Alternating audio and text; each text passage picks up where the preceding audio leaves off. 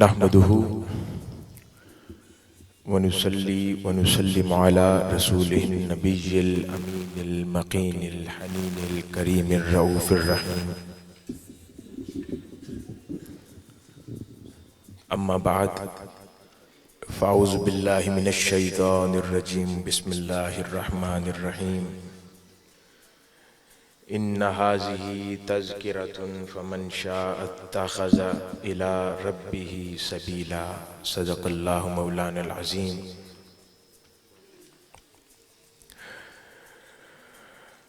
मोहतरमुल मुक़ाम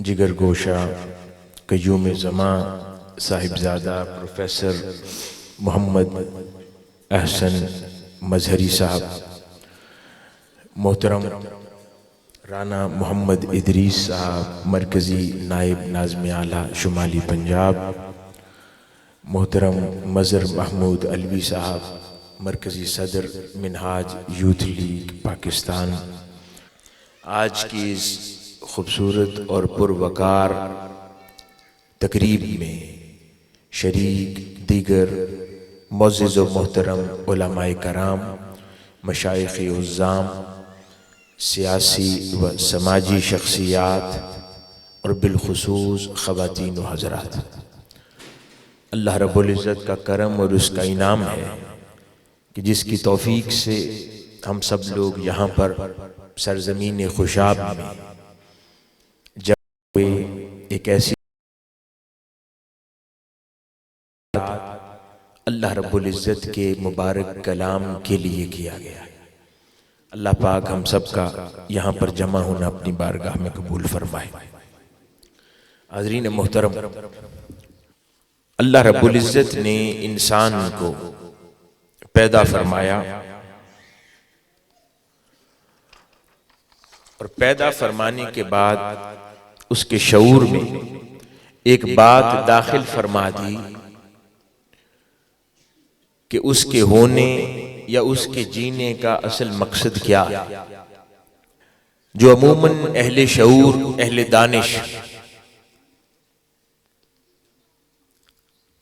समझते हैं कि इंसान के होने का बुनियादी मकसद और असल मकसद इंसान मुर्तज़ा बनना है, एक ऐसा इंसान बनना कि जिससे अल्लाह राजी हो जाए, अल्लाह का रसूल सल्लल्लाहु अलैहि वसल्लम राजी हो। तो ये वो मंजिल है इंसान मुर्तज़ा बनना कि दर हकीकत जिसके लिए हर इंसान पैदा होने के बाद इस कायनात में कोशां रहता है, अनलेस कि उसको अपनी जिंदगी और मकसद का शऊर ना हो। अगर शऊर हो तो हर इंसान इस कायनात के अंदर इंसान मुर्तज़ा बनने की तरफ अपना सफर जारी रखता है। हाज़रीन गिरामी, और इस मकसद का एहसास और शऊर दर हकीकत अल्लाह रब्बुल इज़्ज़त ने हर इंसान में वदीयत फरमा दिया। कब?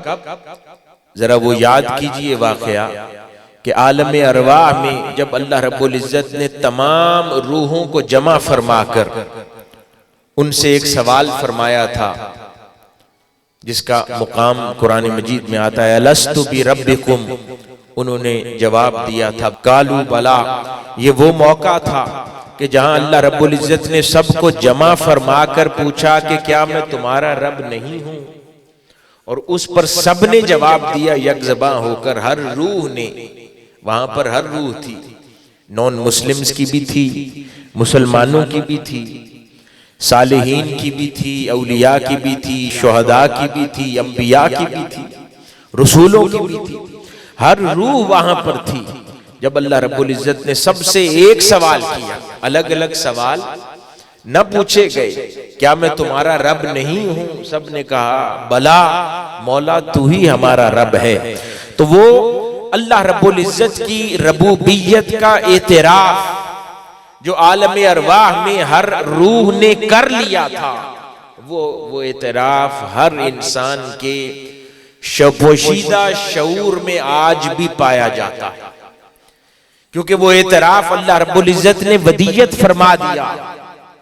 लेकिन होता क्या है कि जब अल्लाह रब्बुल इज्जत ने हमें पैदा फरमाकर इस दुनिया में उतार दिया, फिर इस दुनिया के रोज के हुजूम में, मुश्किलात में, घर बार के मामलात में, रोजगार की परेशानियों में, दुनिया की चमक में, रोशनी में, नफ्स की ख्वाहिशात में, लज्जतों में, तलबों में इतना गुम हुए कि हम लोग अपने हाजिर शऊर में पाए जाने वाली इंफॉर्मेशन में वो उस वादे को नहीं पाते।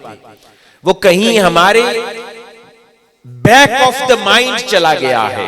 वो वादा जो हमें हाजिर शऊर में नजर नहीं आता कि हमने कोई अल्लाह रब्बुल इज्जत से वादा किया था, कहा था कि तू ही हमारा रब है, तो हमें वो याद नहीं आता। हाँ, क्योंकि उसके अंदर ये शय पाई जाती है, कभी कभी याद आता है। वो कौन से मौके होते हैं जब इंसान किसी बड़ी मुसीबत में मुब्तला होता है, अचानक कोई बड़ी तकलीफ उसे घेर लेती है, उसको वहां से निकलने की कोई सूरत नजर नहीं आती, उसको कोई राह नहीं मिलती, मायूसी घेर लेती है, उसको फिर अपना माल इस्तेमाल होते नजर नहीं आता, उसको फिर अपने अजीज व अकारिब दोस्त अहबाब की ताकत समझ नहीं आती, उस वक्त उसको कोई सिफारिश नजर नहीं आती। जब ऐसी तकलीफ घेरती है, फिर वो लाशऊर में वो वादा कि जो उसने इकरार किया था खुदा की रबूबियत का, फिर वो हाजिर शऊर में आ जाता है। फिर उसको वो याद आ जाता है, हाँ कोई रब भी है जिससे कुछ वादा किया था।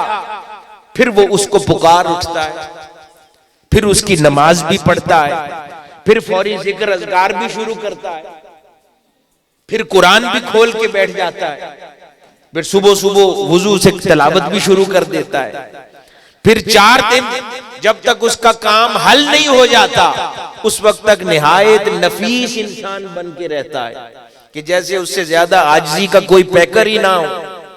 सर झुका रहता है, हर इंसान से आजिज़ी और नियाजमंदी से मिलता है, लेकिन जैसे ही उसका काम हो जाता है वापस फिर अकड़ जाता है, फिर मुतकब्बिर हो जाता है, फिर गरूर का पुतला बन जाता है, फिर उसकी गर्दन अकड़ जाती है, वो फिर दुनिया के साथ वैसा हो जाता है कि जैसा उसका कोई रब ही नहीं है।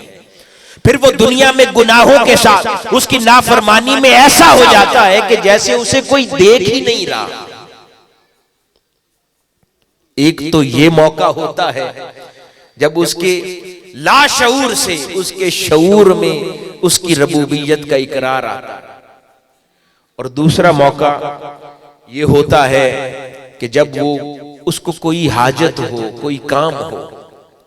ये पहला मौका कि जब तकलीफ में मुब्तला हो जाए, और दूसरा मौका कि जब कोई हाजत हो, जरूरतमंदी है, फिर अल्लाह के हुजूर गिड़गिड़ा के मुनाजात और दुआएं शुरू करता है, जब उसे इस चीज का एहसास होता है। तो इससे बात तो कम से कम एक ये समझ आती है, हरकत उल्टी है पर एक बात समझ आती है कि हर इंसान के अंदर ये एहसास कहीं पोशीदा जरूर है कि उसने उसकी रबूबियत पर एक इकरार किया कि कोई रब भी है। तो वो एहसास पाया जाता है जो बहुत कम मौके पर खड़ा होता है उसके ख्याल में। तो इससे एक बात समझ आ गई कि हर इंसान के अंदर वो मकसद पाया जाता है कि हर इंसान में दर हकीकत उसी रब्बे कादिर को पाना है, उसका कुर्ब पाना है, उसकी रजा पानी है, उसकी बारगाह में इज्जो इनकिसारी के साथ पेश होना। ये एहसास हर एक में पोशीदा है, लेकिन हमें बहुत कम ख्याल आता है। कुछ लोग ऐसे होते हैं जो इस ख्याल से बाहर ही नहीं आते। वो सुबह शाम 24 घंटे अपने रब के हुजूर अपने ख्यालात में रहते हैं। फिर वो जो कुछ करते फिरते हैं वो सिर्फ अल्लाह और उसके रसूल की खातिर करते हैं। उनकी जिंदगी का कोई काम ऐसा नहीं होता कि वो उसको करने लगे और अल्लाह रब्बुल इज्जत के अहकामात का ख्याल ना आए। फिर वो जिंदगी में कोई काम ऐसा नहीं करते कि जब वो करने लगे उन्हें ख्याल आ जाता है मेरे रब ने मुझे मना किया है इससे, वो रुक जाते हैं, हाथ खींच लेते हैं। फिर यही वो लोग होते हैं कि जिनके आमाल सवर जाते हैं, क्योंकि हर लम्हा उनके ऊपर ये ख्याल जारी रहता है और यही ख्याल उनको उस मंजिल तक ले जाता है जिस मंजिल को कहते हैं कि यहाँ अब ये शख्स इंसान मुर्तजा बन गया। ये वो शख्स है कि जिसने ऐसी जिंदगी गुजारी कि उसका मौला इससे राजी हो गया। हाज़रीन किराम, अल्लाह रब्बुल इज्जत ने इंसान में, अमूमन हम कहते हैं ना कि हर इंसान की एक फितरत है, हर इंसान की एक नहीं है, हर इंसान की दो फितरतें हैं। एक फितरत हकीकी है और दूसरी फितरत जबिल्ली है। अमूमन जब हम फितरत की बात करते हैं तो उससे मुराद फितरत जबिल्ली लेते हैं, उसकी आदात, उसकी अतबार जो वो करता है। लेकिन हाज़रीन गिरामी, ये हकीकत नहीं है। एक उसकी फितरत हकीकी भी है जिसके बारे में अल्लाह रब्बुल इज्जत ने इरशाद फरमाया, कुरान मजीद में बयान हुआ, औज़ु बिल्लाहि मिनश शैतानिर रजीम, लक़द खलक़नल इंसान फ़ी अहसनि तक़वीम सुम्मा रददनाहु अस्फ़ला साफ़िलीन इल्लल लज़ीना आमनू व अमिलुस सालिहात फ़लहुम अज्रुन गैरु ममनून। यहां पर अल्लाह रब्बुल इज्जत ने उसकी पहली सिफत का तज़किरा फरमाया और बयान फरमाया कि ये उसकी सिफत हकीकी है जिस पर उसने हर इंसान को तख्लीक फरमाया। यानी कि हर इंसान को अल्लाह रब्बुल इज्जत ने बुलंद मकाम पर पैदा फरमाया, इंसानियत की बुलंद अक़दार के साथ पैदा फरमाया, अपने हुजूर नेकी के बुलंद दरजात के साथ पैदा फरमाया। खुदा ने उसे पाकीज़ा पैदा फरमाया, खुदा ने उसे ताहिर पैदा फरमाया, खुदा ने उसे अजीम पैदा फरमाया। तो ये उसकी पहली फितरत थी। फिर फरमाता है कि वो जब पैदा होने के बाद वो इस घटिया दुनिया में गिर गया, वो यहां आकर गिर गया, यहां आकर उसने अपनी दूसरी फितरत बनाई जो फितरत जबिल्ली है। ये वो फितरत है कि जिसके अंदर इंसान फिर अपनी जाती ख्वाहिशात, नफसानी ख्वाहिशात से ड्राइव होता है, यानी उसका फिर जाती ख्वाहिशात उसको ड्राइव करती है, उसकी भूख उसको चलाती है, उसकी नफ्स परस्ती उसे चलाती है, उसकी शहवत उसे चलाती है, उसे ताकत का शौक चलाता है, उसे माल की रग़बत चलाती है। ये वो सारी ख्वाहिशात हैं जो उसका नफ्स उसमें पैदा करता है और फिर ये ख्वाहिशात उम्र भर उसको चलाती रहती हैं। ये वो फितरत जबिल्ली है और वो असल फितरत जिस पर उसे पैदा किया गया था, उस फितरत को कहीं भूल जाता है, उस पर गर्द आ जाती है, उसकी नजरों से वो फितरत ओझल हो जाती है। और हाज़रीन गिरामी, इसीलिए जब इस दुनिया में आकर वो फंस जाता है, फिर अल्लाह रब्बुल इज्जत उसे कुरान में निदा देता है। वो निदा जो मैंने गुफ्तगू की इब्तिदा में कुरान मजीद की तलावत की, जिसका तर्जमा मफहूम ये है कि ये तो नसीहत है, सो जो चाहे अपने परवरदिगार तक पहुंचने का रास्ता इख्तियार कर ले, क्योंकि इंसान उसी परवरदिगार की बारगाह से आया था, इस सिफली दुनिया में मुब्तला हो गया, गुम हो गया, यहाँ की चमक ने उसको अंधा कर दिया, वो अपना असल मकसद और गायब इंसानियत भूल गया, यहाँ पर इस तरह मस्त हो गया कि अब कुरान उसको फिर निदा दे रहा है, कह रहे तुझ तक ये नसीहत पहुंच गई, अब चाहे तो फिर लौटा उस मंजिल की तरफ जहां से तुझे जमीन पर उतारा गया था। वो मकसद, वो मंजिल जो तकवीन के मकाम पर तुझे पैदा किया गया था, अज़मतों के मीनार पर बिठाया गया था, तेरी रूह को पाकीज़ा किया गया था, नफसानी आलाइशों और खताओं से पाक बनाया गया था, आप फिर लौटा उस मंजिल की तरफ। ये कुरान निदा देता। हाज़रीन गिरामी, तो बात समझ आई कि वो इंसान जो अपनी फितरत हकीकी पे पैदा हुआ था, उसने फितरत जबिल्ली को असल समझ लिया और फिर जो उसके नफ्स ने सुझाया वही मानता चला गया। अब इन हालात में अल्लाह रब्बुल इज्जत को पता था कि इंसान दुनिया में क्या करेगा। उसको जिस आला फितरत पर पैदा किया है, ये दुनिया में जाकर उसे गदला कर लेगा, उसे मैला कर लेगा, उसे गंदा कर लेगा। तो उसने फिर दो अजीम नेमतें हमें अता फरमाई, एक कुरान, एक साहिबे कुरान सल्लल्लाहु अलैहि वसल्लम। उसने साहिबे कुरान के जरिए सल्लल्लाहु अलैहि वसल्लम हमें कुरान अता फरमाया और ये दो अजीम नेमतें हमारे दरमियान पैदा फरमाई।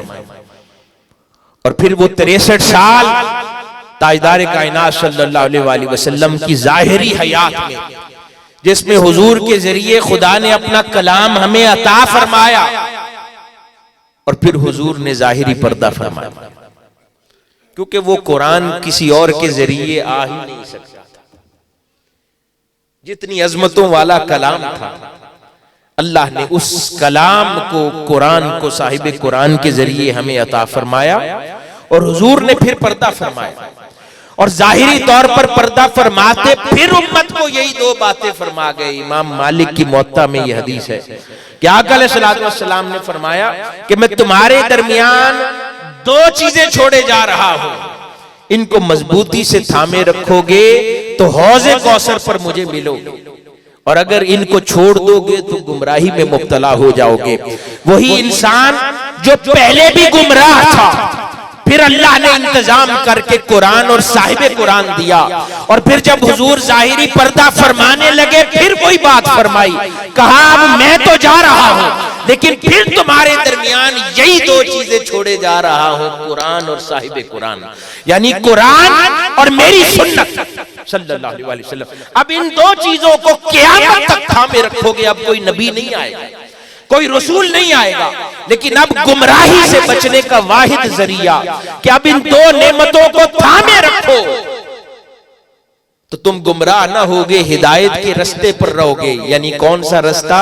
वो रास्ता जो फितरत जबिल्ली से उठाकर फिर आपको फितरत हकीकी पर फाइज कर देगा, वो रास्ता जो इंसान को मुर्तजाइयत के मुकाम पर फाइज करता है, वो रास्ता जहां पर रब्बे कादिर उसे निदा देता है, या अय्यतुहन नफ्सुल मुतमइन्ना इरजिई इला रब्बिकी रादियतम मर्दिया फदखुली फी इबादी वदखुली जन्नती। ये वो मुकाम है कि जब रब राजी होता है और फिर उस रूह को निदा देता है, उस नफ्स को निदा देता है, हाँ अब तू अपने नफ्स की बातें भूल कर फिर से अपने रब की तरफ लौट आया है।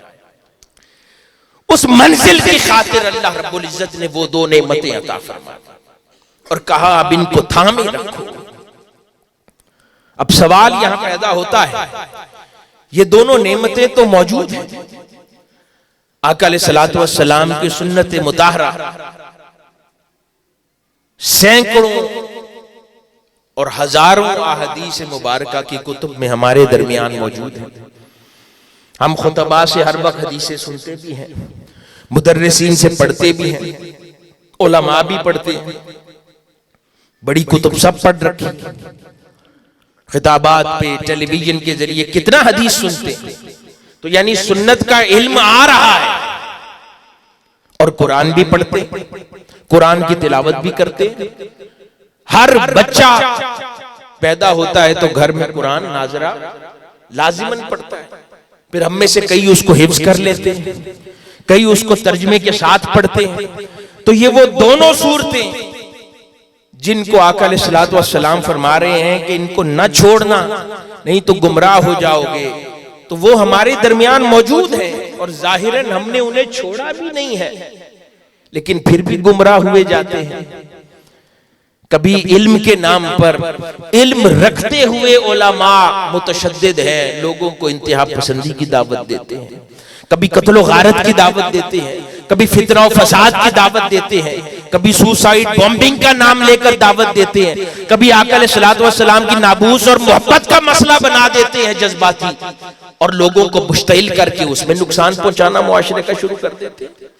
कभी जिहाद के नाम पर, कुरान के नाम पर लोगों को उकसा कर लोगों की जानें लेते, कत्ल गारत करते, चलते हुए बाजारों में लोगों में ब्लास्ट करते और उसको हक जानते।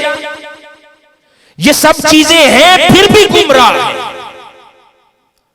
हमारी सियासत में हमारे दीन के अहकामात नजर नहीं आते, हमारी मईशत में हमारे दीन के अहकामात नजर नहीं आते, हमारे निजाम अदालत में कुरान के अहकामात नजर नहीं आते, हमारे निजाम मुआशरत में कुरान के अहकामात नजर नहीं आते। तबकाती तकसीम इस तरह की है कि मुआशरे में इंसान में अखुवत का कुरान ने जो दर्स दिया आज नजर नहीं आता।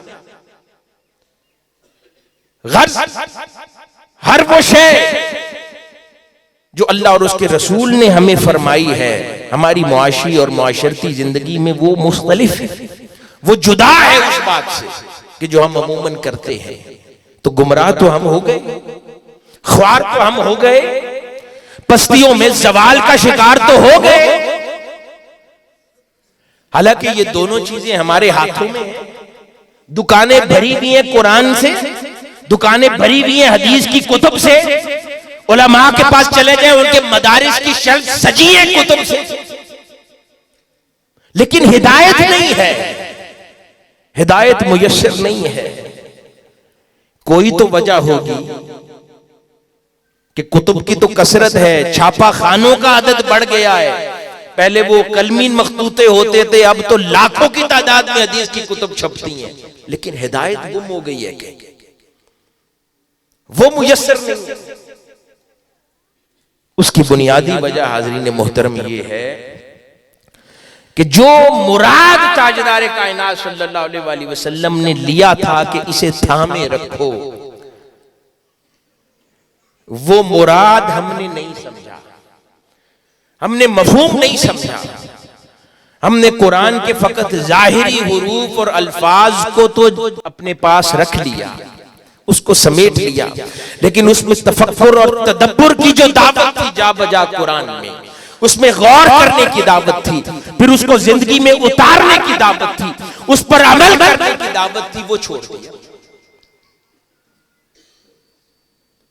तो कुरान जब पढ़ते हैं वो आंखों की इबादत तो हो रही है, लेकिन वो आगे जिस असर डालना था वो असर पैदा नहीं करता।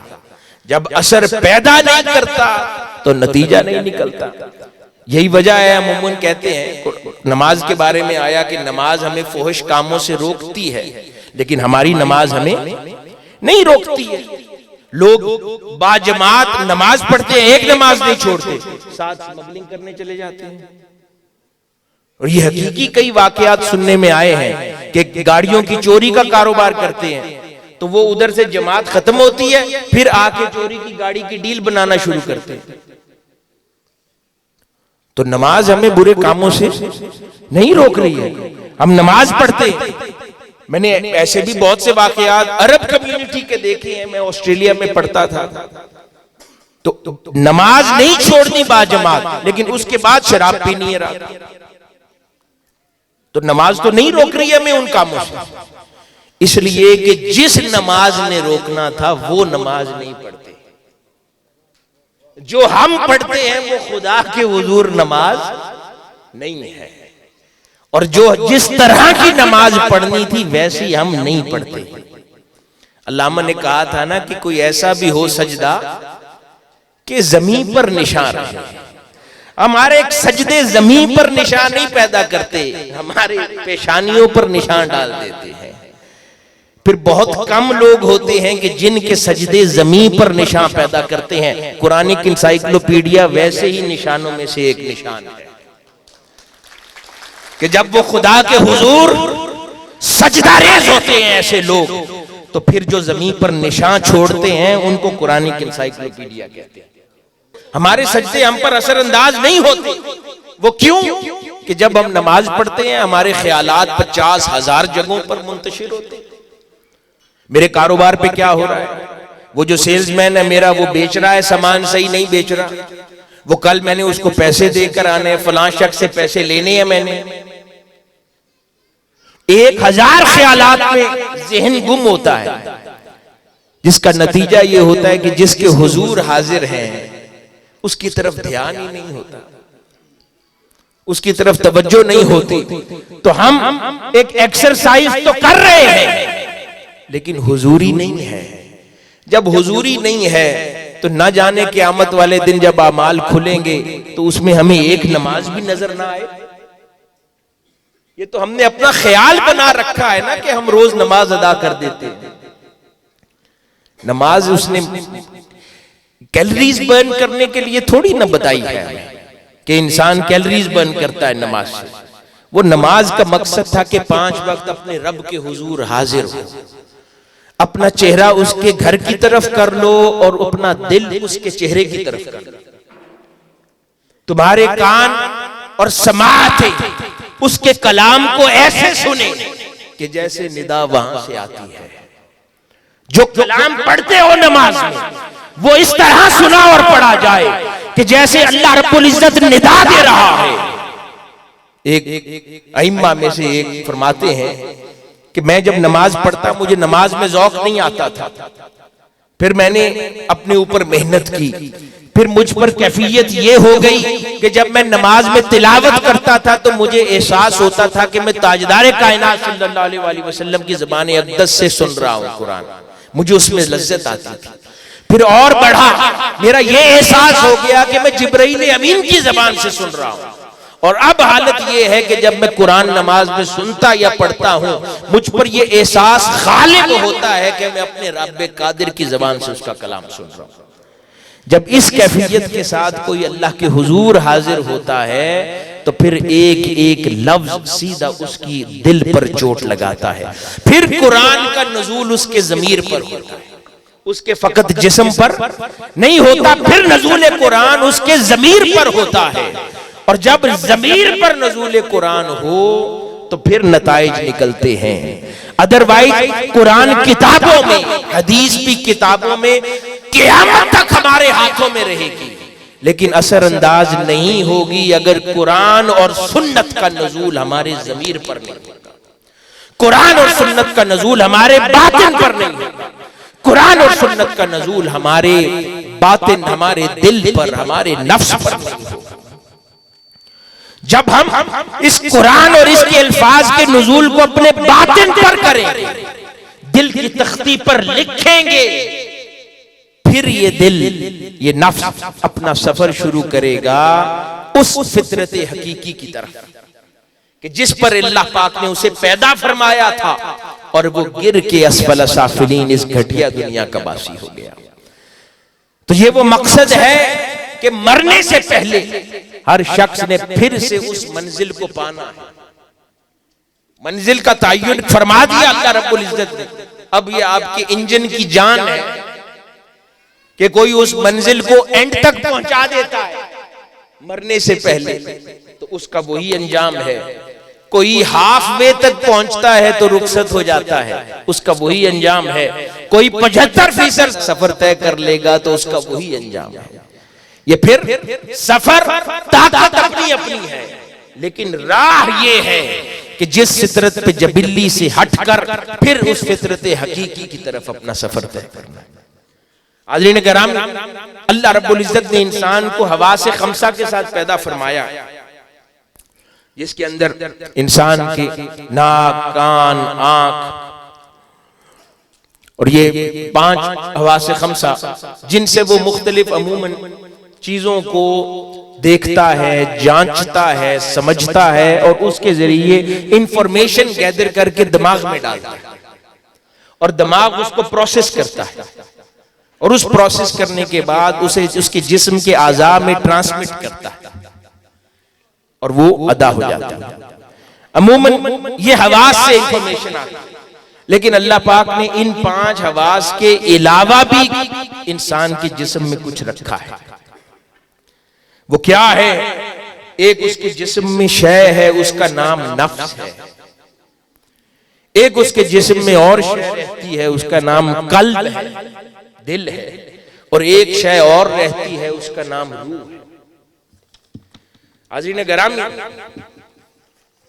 नफ्स मजमुआ है जबिल्ली फितरत की अज्जा का, क्योंकि इंसान मुरक्का है जमीन की अशिया का, और वो उसके नतीजे में जो जबिल्ली फितरत उसके अंदर होती है, नफसानी ख्वाहिशात, बुरे जज्बात, वो सारी चीजें उसके नफ्स में पाई जाती है।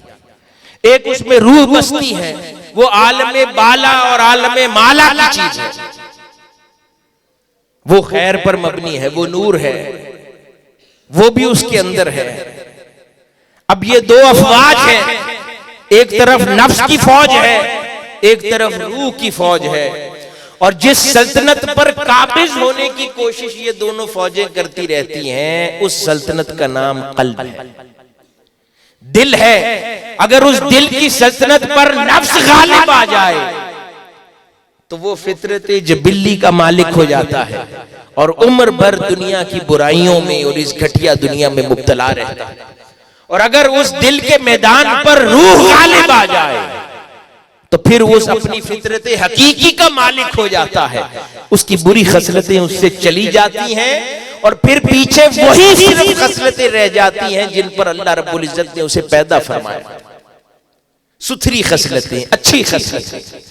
फिर नफरत चली जाती है, मोहब्बत रह जाती है, फिर बुख्ल चला जाता है, सखावत रह जाती है, फिर जहालत चली जाती है, इल्म रह जाता है, फिर नाफरमानी चली जाती है, फकत फर्मा बरदारी रह जाती है, फिर गरूर और तकब्बुर चला जाता है, इज्ज और इनकिसारी रह जाती है, फिर हर बुरी खसलत जाती रहती है और अच्छी खसलत जगह बना लेती है।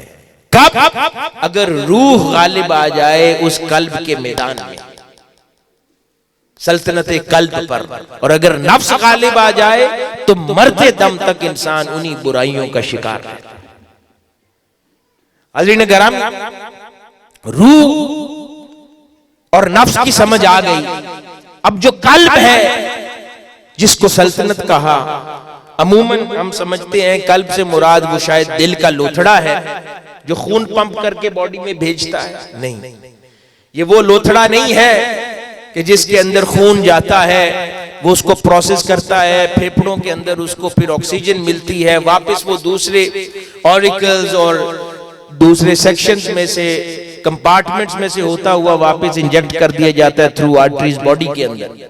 ये वो दिल नहीं है, ये कल्बुल कल्ब है।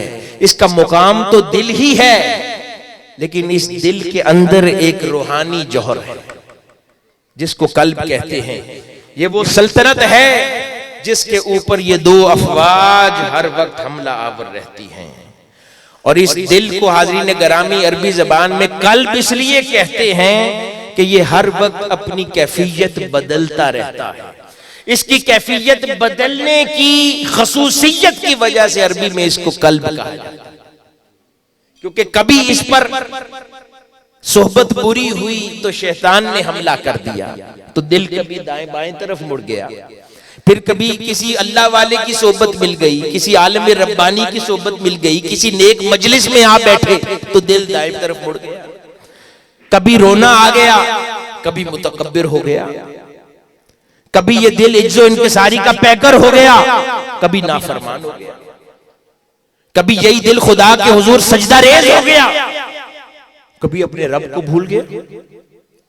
ये वो दिल है जिस पर कैफियत बदलती रहती हैं, इसलिए इसको अरबी ज़बान में कल्ब कहते हैं। हाज़रीन गिरामी, यही वो दिल है जिससे अल्लाह रब्बुल इज्जत मुखातिब हुआ है कुरान मजीद में। फरमाता है कि बेशक इसमें यकीनन इंतिबाह और तज़क्कुर है उस शख्स के लिए जो साहिबे दिल है, यानी गफलत से दूरी और कल्ब की बेदारी रखता है। यानी कुरान मजीद के बारे में फरमा रहा है जो मुताला करता है। ये नहीं फरमाया कि इसके अंदर तज़क्कुर और इंतिबाह उसके लिए है जो अक्ल रखता है, फरमाया नहीं, ये खैर और पैगाम उसके लिए है जो दिल रखता है। बात समझ के आई कि जो अपने दिल की सल्तनत रखता है, जिस पर उसने रूह को बिठा रखा है, तो फिर वो समझेगा उसका रब क्या कहता है। और अगर उसने अपने दिल की सल्तनत पर शैतान को बिठा रखा है, नफ्स को कब्जा करवा रखा है, फिर लाख बार भी उसके सामने तिलावत करते रहो, फिर बात वही है कि नमाज उसको फौहिश कामों से रोकती है मगर नहीं रोकती। फिर लाख बार कुरान का पैगाम उसके सामने सुनाते रहो, सुन्नत नबी सल्लल्लाहु अलैहि वसल्लम की बात करते रहो, फिर भी वो गुमराही के दहाने पर ही रहे, क्योंकि उसका कल रूह के तसल्लुत में नहीं है कि फर्मा बरदार होकर कुरान का पैगाम समझ ले। इसी तरह हाज़रीन गिरामी, कहीं अल्लाह पाक फिर फरमाता है ऐसे लोगों के लिए कि जब उसका दिल नफ्स के तसल्लुत में चला जाता है, उसके दिल की सल्तनत पर शैतान काबिज आ जाता है, फिर वो फरमाता है खत्म अल्लाहु अला कुलूबिहिम व अला समइहिम, कि अब इनके दिलों पर मोहरे लग गई हैं, ताले लग गए हैं। अब तुम लाख इनको खुदा का कलाम सुनाते रहो, मुस्तफा अलैहिस्सलातु वस्सलाम के फरमान सुनाते रहो, इनके दिलों पे मोहरे हैं, क्योंकि वो मोहर क्या है? वो मोहर नफ्स की है, वो मोहर शैतान की है, वो मोहर अफवाज शैतान की है। वो ऐसी उसके दिल पर लगी है कि 1 लाख हिदायत की बात करते रहो, वो फिर भी सुसाइडल जैकेट पहनकर अपने आप को तबाह करते। 1 लाख बात करते रहो, फिर भी वो जज्बाती बातें करके लोगों को लड़वाएगा, तफर्रके की बात करेगा, फिर कवारियत की बात करेगा, फितरे की बात करेगा, फसाद की बात करेगा, लोगों का दीन खराब करेगा, नफरतें फैलाता रहेगा। क्यों? उसके दिल पर नफ्स की मोहर लगी हुई है। और अगर उसके दिल पर रूह की मोहर लग जाती तो रूह दिल उजला हो जाता, फिर खुदा का एक आयत भी सुनता तो दिल मोम हो जाता। फिर हजरत फुजैल बिन अयाज की सी सूरत हो जाती कि जब वो चोरी करने जा रहे और दीवार पर चढ़ते हैं तो अंदर से कोई तिलावत करता है, और जिसका मफहूम ये है कि क्या अभी भी वक्त नहीं आया कि तुम सबर जाओ, संभल जाओ। बस वो एक आयत उनकी जिंदगी बदल देती है। वो चोरी चकारी छोड़कर खुदा के रास्ते पर ऐसे चले, उस फितरत हकीकी को पाने के रास्ते पर ऐसे चले कि अल्लाह रब्बुल इज्जत ने उनको सलातीन औलिया में लिख लिया। और क़यामत तक तसव्वुफ की, खैर की, अमन की, मोहब्बत की, कुर्बे इलाही की जब जब बात होती रहेगी, कोई किताब लिखी जाएगी वो फुजैल बिन अयाज के तज़किरों के बगैर नहीं लिखी जाएगी।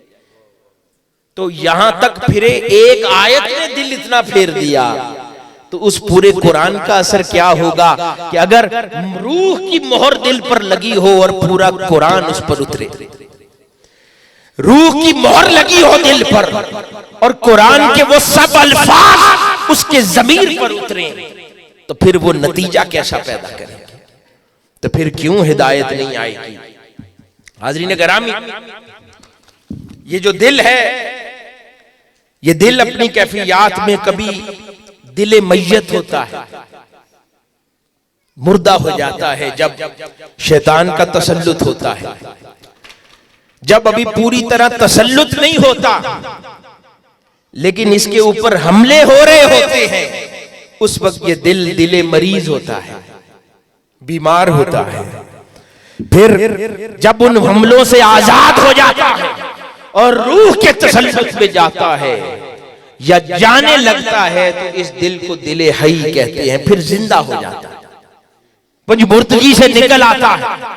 और फिर ये जब दिल जिंदा होकर कामिलन रूह के तसल्लुत में चला जाता है, उस वक्त इस दिल को कल्बे सलीम कहते हैं कि फिर ये बिल्कुल खैर समझता है और खैर बांटता है। और फिर कल्बे सलीम के मुकाम पर जब फाइज हो जाता है और कुरान का हर हर लफ्ज, हर हर हर उसके ज़मीर पर नाजिल हो चुका है और उसके दिल में वारिद हो चुका है और वो इल्म कुरान उसके दिल में महफूज हो गया होता है, फिर ये कल्ब शहीद बन जाता है। फिर वो जो कुछ कुरान में कहा जाता है, हर एक बात का मुशाहदा अपनी आंखों से ये दिल करता है, इसलिए दिल शहीद हो जाता है। जो कुछ इस कुरान में लिखा जाता है वो फिर उसका मुशाहदा करता है अपनी आंखों से। जब उसे मुशाहदा नसीब होता है, फिर यही दिल जो कभी दिले मरीज था, यही दिल जो कभी दिले मैयत था, आज वो दिल शहीद बन जाता है, हर शय पर गवाह बन जाता है। हाज़रीन गिरामी, कुरान मजीद में एक और मुकाम पर फरमाया कि और तुम उस शख्स की इताअत भी ना करो जिसके दिल को हमने अपने जिक्र से गाफिल कर दिया। ये नहीं फरमाया कि जिसकी अक्ल को हमने अपने जिक्र से गाफिल कर दिया है, ये भी नहीं फरमाया कि जो हमारा जिक्र नहीं करता, फरमाया कि उसकी इताअत मत करो जिसका दिल हमारे जिक्र से गाफिल है। इसमें बड़ा खास बात है। इसका मतलब है कि वो कुरान पढ़ता है, इसका यह मतलब है कि मुमकिन है वो हाफिज कुरान भी हो, इसका यह मतलब है वो खतीब भी हो, वो मुसन्निफ भी हो, वो किताबें भी लिखता हो, वो दरस कुरान और दरस हदीस भी देता हो, वो वाइज भी बना फिरता हो। इन सारी बातों का यह आयत इनकार नहीं कर रही। कुरान अल्लाह पाक फरमाता है उसकी पैरवी ना करना जिसके दिल को गाफिल कर रखा है। हो सकता है वो अपने जाहिर में ये सब कुछ करता हो, लेकिन उसके दिल पर मोहर सब, उसका दिल गाफिल हो। इसलिए फरमाया कि जब किसी के पास बैठकर अपना दीन सीखने लगो तो जान लो कहीं इसका दिल तो गाफिल नहीं, कहीं ये रब्बे कादिर से मुंह फेर के तो नहीं बैठा, कहीं इसके जिस्म का चेहरा तो काबा की तरफ नजर आता है, कहीं इसके दिल का चेहरा कहीं और तो नहीं। इसको देख लिया करो ताकि इंसान समझ जाए कि अल्लाह रब्बुल इज्जत ने उसको कैसी सोहबत अता की है। हाज़रीन गिरामी, फिर ये दिल जब कल्ब सलीम बन जाता है और इसके ऊपर इसके ज़मीर पर कुरान के अनवार नाजिल होना शुरू हो जाते हैं, तो अब जरा कुरान से उस नुज़ूल अनवार के मंजर को दरियाफ्त करते हैं कि वो नुज़ूल अनवार का मंजर कैसा होता है जब कुरान के मारिफ किसी के दिल पर नाजिल होते हैं। हाज़रीन गिरामी, कुरान मजीद में अल्लाह पाक ने एक मुकाम पर इरशाद फरमाया कि इसने आसमान की जानिब से पानी उतारा तो वादियां अपनी अपनी गुंजाइश के मुताबिक बहने लगीं। कि जब अल्लाह ने आसमान से पानी उतारा तो वादियां अपनी अपनी गुंजाइश के मुताबिक बह निकली। फिर सैलाब की रौ ने उभारा हुआ झाग उठा दिया कि वो जो सैलाब की रौ आई थी, पानी की सतह पर जो झाग आई थी, वो सैलाब की रौ उसे बहा कर ले गई। हाज़रीन गिरामी, वो रब्बे कादिर, वो मालिक हर शय का, उसको क्या सरोकार वादियों की चंद मिसालों से, उनमें पानी आने से, सैलाब की रौ से, उसे क्या सरोकार। वो तो उसकी शान है। वो इंसान को छोटी छोटी मिसालें देकर समझाता है, वो मिसालें जो इंसान आंखों से देखता है। कभी मक्खी की मिसाल देता है, कभी मच्छर की मिसाल देता है, कभी वो पानी और वादियों की मिसाल देता है, कभी अपने जन्नत को समझाने के लिए दुनिया के फलों की मिसाल देता है, कभी नहरों की मिसाल देता है। तो हाज़रीन गिरामी, ये आयत की दर हकीकत अल्लाह पाक इंसान को समझा रहा है और ये सारा तज़किरा वो कल्ब मोमिन के बारे में फरमा रहा है कि वो फरमा रहा है कि वो अल्लाह रब्बुल इज्जत जब इस कल्ब मोमिन पर बारिश नाज़िल फरमाता है, मारिफ का पानी उतारता है, तो वो फिर दिल की वादियां उस पानी से भर जाती हैं। और जब उस दिल की वादियां पानी से भर जाती हैं तो पानी की सतह पर कुछ झाग सी आ जाती है। आगे चल के बात करते हैं वो झाग क्या है। झाग सी आ जाती है, फिर एक और सैलाब आता है जो उस झाग को उड़ा ले जाता है और फिर सिर्फ नीचे शफाफ पानी उस वादी में रह जाता है। हाज़रीन गिरामी, आका अलैहिस्सलातु वस्सलाम ने फरमाया कि बेशक जमीन पर अल्लाह ताला के कुछ बर्तन हैं, जमीन पर अल्लाह रब्बुल इज्जत के कुछ बर्तन हैं, आगाह हो जाओ वो अल्लाह के इबादत गुजार बंदे हैं जिन्हें आका अलैहिस्सलातु वस्सलाम अल्लाह के बर्तन फरमा रहे हैं। बस अल्लाह ताला के पसंदीदा कुलूब वो हैं जो बहुत नर्म है, बहुत साफ है और बहुत मजबूत और मुस्तहकम है। एक और मुकाम पर आका अलैहिस्सलातु वस्सलाम ने फरमाया कि बेशक जमीन पर अल्लाह ताला के कुछ बर्तन हैं और तुम्हारे रब के बर्तन इनके साले इबाद बरगुज़ीदा बंदों के दिल हैं, और इनमें से भी उसे ज्यादा महबूब वो कुलूब होते हैं, वो दिल होते हैं जो बहुत नर्म और बहुत साफ और शफाफ होते हैं। तो हाज़रीन गिरामी, अल्लाह रब्बुल इज्जत ने इन दिलों को अपना बर्तन फरमाया कि वो मेरे बर्तन हैं, और उन बर्तनों में फिर अल्लाह पाक कुरान में फरमा रहा है कि वो पानी उतारता है, कुरान के मारिफ का पानी, कुरान के मतालिब का पानी, कुरान के अनवार का पानी, कुरान की तजल्लियात का पानी, अहकाम इलाही का पानी, मारिफ का पानी, अवामिर और नवाही का पानी, ये सारे पानी उसके ज़मीर पर उतारता है, उसके दिल में उतारता है। फिर वो फरमाता है उसके दिल की वादियां भर जाती हैं, उस पानी से लबालब भर जाती हैं।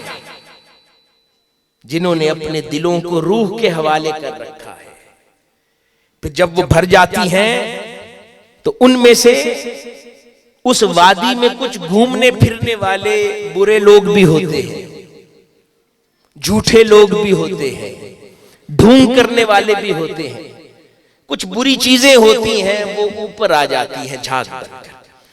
जब भी पानी में प्रेशर आता है, जो झाग ऊपर बनती है वो झाग पानी की मैल होती है। ये ऐसे ही है कि कभी आप सोना निखारें, आग में तपाएं, तो उसके ऊपर जो शय निकल के आती है वो सोने की मैल होती है। जैसे माल की मैल ज़कात होती है, इसी तरह पानी का जब प्रेशर आता है उसकी बुनियादों में से, उसकी बेस में से जो बुरी चीजें हैं जिनको नहीं होना चाहिए वो झाग बनकर ऊपर आ जाती है। और जब वो झाग दर हकीकत उस दिल के अंदर पाए जाने वाले बुरे ख्यालात हैं, क्योंकि नफ्स भी हमला करता रहता है ना, तो कभी कभी नफसानी ख्वाहिशात भी डेरे डालती हैं, कभी कभी गैर की चाहत भी डेरे डालती है, कभी कभी माल की रग़बत भी डेरे डालती है, कभी कभी ताकत का शौक भी डेरे डालता है, कभी कभी तकब्बुर और रिया भी डेरे डालता है। ये सब कुछ मैल की सूरत में दिल की सतह में छुपा रहता है, उसको नजर नहीं आता। जब खुदा के हुजूर उसके दिल के बर्तन में अनवार और तजल्लियात और मारिफ की बारिश होती है, इस काबिल दिल होता है तो बारिश होती है, लेकिन दिल में कहीं नहीं कचरा रह जाता है। जो कचरा रह जाता है फिर वो सैलाब मारिफ का जब समुंदर की तरह उस दिल में दाखिल होता है, बाकी जो बचा कुचा मैल रह जाता है उसे भी झाग की तरह बहा जाता है। फिर फकत उस दिल की वादी में साफ और शफाफ पानी रह जाता है, खुदा की मारिफत का पानी रह जाता है, उसके नूर का पानी रह जाता है, उसकी तजल्लियात का पानी रह जाता है, उसकी अताओं का पानी रह जाता है, और बाकी हर बुरी चीज चली जाती है। और हाज़रीन गिरामी, कुछ लोग उनके दिल ऐसे होते हैं जहां सिर्फ शफाफ पानी भरे हैं, और कुछ लोग ऐसे होते हैं जो सिर्फ ऊपर वाली झाग की तरह होते हैं, वो सिर्फ मैल ही होते हैं, और बड़े बड़े जुब्बे इमामे सजा कर बैठते हैं, लोगों को फिर गुमराह करते फिरते हैं, लोगों को अल्लाह के दीन की गलत तालीम देते हैं, अपना परिस्तार बनाते हैं, अपनी परस्तिश सिखाते हैं, अल्लाह और उसके रसूल के दर और चौखट से दूर करते हैं, फिर कवारियत फैलाते हैं, अपनी मस्जिदों को बचाए रखने के लिए फिर कवारियत फैलाते हैं, अपनी मसलतों को बचाए रखने के लिए अल्लाह के बंदों के खिलाफ बातें करते हैं, ताकि उनकी 2 इंच की मस्जिद सलामत रहे, उनके पास लोग आना बंद ना हो जाएं, इसलिए राह रास्त दिखाने से घबराते हैं, इसलिए लोगों को हक वाले बंदे की राह बतलाने से घबराते हैं कि कहीं जो 4 बंदे आज मुझसे मिलने आते हैं ये कल ना, इनको भी मैं गवाह बैठूं वहां चले जाएं। ये वो झाग होती है, झाग वाले लोग होते हैं जो इन चीजों से घबराते फिरते हैं। हाज़रीन गिरामी, तो ये अल्लाह रब्बुल इज्जत के वो खास बंदे होते हैं कि जिनके दिलों को अल्लाह रब्बुल इज्जत अपने अनवार और मारिफत के पानियों से लबालब भर देता है। फिर इसकी हिफाजत बहुत जरूरी है, जिसको तज़किया नफ्स कहते हैं। बस ये एक लम्हे में नहीं हो जाता, पानी आता रहता है, बहुत से खवातिर और वसाविस भी कभी खवातिर लाता है, कभी वसाविस लाता है। लेकिन कभी आपने फिर नहरों को देखा है ना कि कुछ सालों के बाद उसकी भल सफाई करनी पड़ती है, डैम्स के लेवल्स ऊपर आ जाते हैं, पानी संभालने की गुंजाइश उन रिजर्वॉयर्स की, डैम्स की कम हो जाती है, तो उसकी सफाई करनी पड़ती है। वो तज़किया नफ्स है कि जैसे जैसे पानी आता जा रहा है, साथ साथ बंदा तज़किया नफ्स जारी रखता है, अपने दिल की इस्लाह जारी रखता है, दिल की सफाई जारी रखता है। उस पर फिर साबिर और काने नहीं हो जाता कि अब खुदा ने जो देना था मुझे दे दिया, अब मुझे तज़किया नफ्स की हाजत नहीं, अब मुझे शब्दारियों की हाजत नहीं, मुझे रब की बारगाह में मुनाजात की हाजत नहीं, मुझे रोने धोने की हाजत नहीं, मुझे नवाफिल अज़कार की हाजत नहीं, मुझे इबादत रियाजत की हाजत नहीं। जब ये बातें आ जाएं तो इसका मतलब है तज़किया नफ्स का प्रोसेस रुक गया। फिर वो अल्टीमेटली फिर बुरी चीजें उसकी दिल की वादी की सतह को ऊंचा करना शुरू कर देती हैं, क्योंकि उसकी बेस पर तहें जमना शुरू हो जाती हैं और उसको पता भी नहीं चलता, उसके दिल की वुसअत कम हो जाती है। कभी उसके अंदर समुंदर आया करते थे, अब वो दिल नहर का पानी भी नहीं समा पाता। अब वो समझता तो यही है, उठते बैठते मैं वो ही हूं, अरे नादा अब तू वो नहीं रहा। तब तेरे दिल में समुंदर बसा करते थे, अब हसद ने तेरे दिल को छोटा कर दिया, अब बुग़्ज़ ने तेरे दिल को छोटा कर दिया, अब कीना ने तेरे दिल को छोटा कर दिया, अब जो किसी अल्लाह वाले से कंपैरिजन करता फिरता है उसने तेरे दिल को छोटा कर दिया, दुनिया की रग़बत ने तेरे दिल को छोटा कर दिया। कभी मुरीद तुझे ढूंढते आते थे, अब तू मुरीद ढूंढने जाता, इस तलब ने तेरे दिल को छोटा कर दिया। अब तू लोगों का माल देखता है, कभी तू अपने मुरीदों का दिल देखता था, आज उनका माल देखता है। कभी तू अपने मुरीदों की कुटिया देखता था, आज उनके घर बार और उनकी कारोबार देखता है। कभी तू अल्लाह वालों की तलब रखता था, अब दुनिया वालों की तलब रखता है। कभी तू उरफा और सुलहा की चौखट पर बैठा नजर आता था, अब तू वज़रा और वज़राए आज़म की चौखट पर बैठा नजर आता है। इन सब चीजों ने तेरे दिल को तंग कर दिया है। तेरे दिल को भल सफाई की जरूरत है, तेरे दिल को तज़किया नफ्स की जरूरत है, ताकि फिर से उसके अंदर वो वुसअत पैदा की जा सके और फिर से कुरान के मारिफ उसमें समा सके, उसके अनवार उसमें समा सके, उसकी तजल्लियात उसमें समा सके। और जो लोग अपने तज़किया नफ्स का सिलसिला भी जारी रखते हैं और फिर उनके दिल समुद्रों के मानिद वसी होते हैं, वादियों की वादियां मारिफत की समा जाएं, ऐसे लोग फिर अल्लाह रब्बुल इज्जत के वो महबूब बंदे हर दौर में होते हैं जिनसे अल्लाह रब्बुल इज्जत हिदायत का काम लेता है। हम खुश नसीब हैं कि इस दौर में अल्लाह रब्बुल इज्जत ने शेखुल इस्लाम प्रोफेसर डॉक्टर मोहम्मद ताहिरुल कादरी मद्दज़िल्लाहुल आली जैसी अजीमुल मर्तबत और मुजद्दिद हस्ती के साथ हमें जोड़ा है, उनके साथ हमें चलाया, उनका दस्तोबाजू हमें बनाया। ये उन मर्दाने हक में से है, मर्दाने मुर्तजा में से है कि जिन्होंने सारी जिंदगी पहले अपना तज़किया नफ्स भी किया है, फिर अपने दिल की वादियों को इतना वसी किया है कि फिर कुरान के मारिफ समुद्रों की तरह उनके अंदर बह जाते हैं। इसीलिए एक आम आदमी कुरान मजीद की एक आयत पढ़े तो उसको एक माना समझ आता है, और हुजूर सैयदना गौसुल आज़म रज़ी अल्लाह ताला अन्हु नशिस्त में बैठी हों तो एक आयत के 40 मानी बयान फरमाते हैं।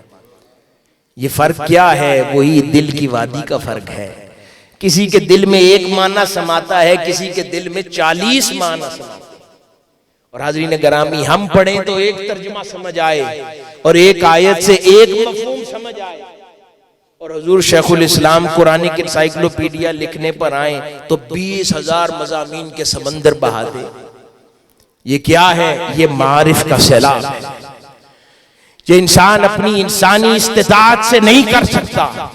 ये तब मुमकिन होता है कि जब अल्लाह रब्बुल इज्जत किसी के दिल पर उस कुरान के अनवार की बारिश भी फरमाए। फकत जाहिर पर नहीं, दिल पर उन अनवार की बारिश भी हो। जब ये बारिश होती है और वो अनवार और तजल्लियात उसके दिल के तख्त पर मुतमक्किन होते हैं, फिर वो अपनी ज़बान से अगर अदा करे तो एक लफ्ज पर सारी रात खिताब करता रहे, इल्म खत्म ना हो। अपना कलम चढ़ाए तो कुरानिक इंसाइक्लोपीडिया जैसे 8-8 और 14-14 और 25-25 जिल्दों जैसी किताबें लिख दे और इल्म खत्म ना हो। क्यों? कि वो उलूम मारिफ कुरान के समुद्रों की तरह अंदर है, सुनने के लिए वक्त कम पड़ जाए, मारिफ खत्म नहीं होते। तो अल्लाह पाक ने इस अजीमुल मर्तबत हस्ती के साथ हमें वाबस्ता किया है। जरूरत इस अमर की है मिनहाजुल कुरान वालों और फिर बाकी अहबाब जो आज शरीक हैं। अल्लाह रब्बुल इज्जत ने इस दौर में तहरीक मिनहाजुल कुरान को इल्मुल कुरान की तहरीक बनाया है, मारिफ़े कुरान को आम करने की तहरीक बनाया है, फ़हम कुरान को आम करने की तहरीक बनाया है। मिनहाजुल कुरान और अहलियान मिनहाजुल कुरान की शनाख्त है। आपकी शनाख्त माल नहीं है, आपकी शनाख्त ताकत नहीं है, आपकी शनाख्त रुतबा नहीं है, आपकी शनाख्त इंडस्ट्रीज नहीं है, आपकी शनाख्त मालदारियां नहीं है, आपकी शनाख्त असला नहीं है, आपकी शनाख्त गुंडागर्दी नहीं है। ये वो सारी शनाख्तें हैं जिन शनाख्तों के साथ लोग इस दुनिया में जीते हैं। ऐसा ही है ना? आपकी शनाख्त इल्म है। इस दौर में आप ताजदार कायनात सल्लल्लाहु अलैहि वसल्लम की विरासत क्या है? हुजूर ने उम्मत के लिए कोई माल छोड़ा है? नहीं। कोई सल्तनत छोड़ी है? नहीं। वैसे तो सब कुछ हुजूर का है, लेकिन जो वाज़े विरासत है, जिसको विरासत अंबिया कहा गया, वो इल्म होती है। और मुबारक हो इस दौर में आका अलैहिस्सलातु वस्सलाम की विरासत ये इल्म की आपके हिस्से में आई है। वाफ़ अब जरूरत है कि हम में से हर शख्स इस इल्म की विरासत का सही अमीन बनकर दिखाए। हमारे कायद शेखुल इस्लाम प्रोफेसर डॉक्टर मोहम्मद ताहिरुल कादरी मद्दज़िल्लाहुल आली ने अब तक 550 से जायद कुतुब लिख के, कुरानिक इंसाइक्लोपीडिया जैसी किताबें लिख के, 10,000 से जायद खिताबात करके ये बात हम पर वाज़े कर दी है और पूरी दुनिया पर कि अल्लाह पाक ने इस दौर में इल्म का जो वाफिर हिस्सा उन्हें अता फरमाया है वो किसी और के हिस्से में उतना नहीं आया।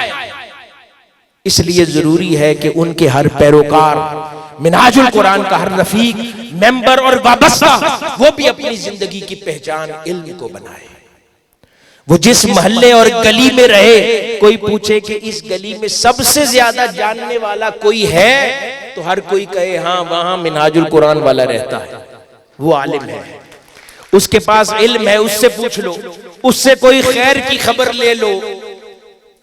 तो जहां जहां अहलियाने मिनहाजुल कुरान में से हमारे भाइयों या बहनों में से जो रहे, उसकी ये शनाख्त इल्म, अपनी गली में, मोहल्ले में, शहर में, मुल्क में जहां हो, उसकी शनाख्त इल्म। और शनाख्त इल्म कहने से नहीं बनेगी, शनाख्त इल्म मुताला से बनेगी। जब इल्म से दोस्ती करेंगे, पढ़ेंगे, जानेंगे और कुरानिक इंसाइक्लोपीडिया से प्यार करेंगे, इसको पढ़ेंगे, इसमें गौताजनी करेंगे, इसी को ही सही मानों में पढ़ लें, तो कुरान मजीद के मज़ामीन का अल्लाह पाक इतना इल्म अता कर देगा कि आप हर सवाल का जवाब कुरान में तलाश कर पाएंगे।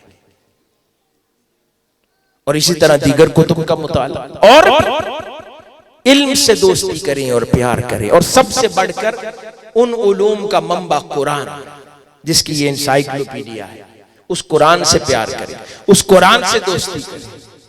जब वो दोस्ती नसीब हो गई तो फिर जिंदगी में कोई जाती सवाल हो या माशरती सवाल हो, फिर कोई सवाल ऐसा नहीं रहेगा जिसका जवाब न मिल जाए।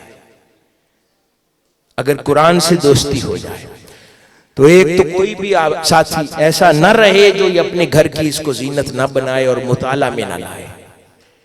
ये बहुत आम और आसान अंदाज में शेखुल इस्लाम ने कुरान दोस्ती का इतना बड़ा दरवाजा खोल दिया है कि अब जरूरत है कि हम उस दोस्ती को अपना लें, उस दरवाजे से दाखिल हो जाए, उलूमुल कुरान को समझ लें, अपनी औलादों में ट्रांसफर करें। ये पैगाम है आज का। और मैं आखिर में एक बार फिर तहरीक मिनहाजुल कुरान खुशाब, इनके तमाम फोरम्स, बिलखुसूस यूथ लीग, इसके मेंबर्स, अहबाब इन सबको इस अजीम शान प्रोग्राम के निकात पर मुबारक देता हूँ और दीगर कायदीन Pakistan Awami Tehreek, youth league, MSM, women league, वो भी इस प्रोग्राम की जीनत पर अल्लाह पाक आप सबका भी आना इस प्रोग्राम में मुबारक फरमाए और हम सबको अल्लाह पाक कुरान दोस्ती और कुरान फहमी की तौफीक अता फरमाए और हम सिर्फ कुरान को अपने ज़ाहिरी आज़ा पर गालिब न करें बल्कि ये हमारे ज़मीर में उतर जाए ताकि कुरान के तमाम अहकामात, अवामिर और नवाही फिर हमारी ज़िंदगी में असर अंदाज होना शुरू हो जाए। वस्सलाम वमा अलैना इल्लल बलाग।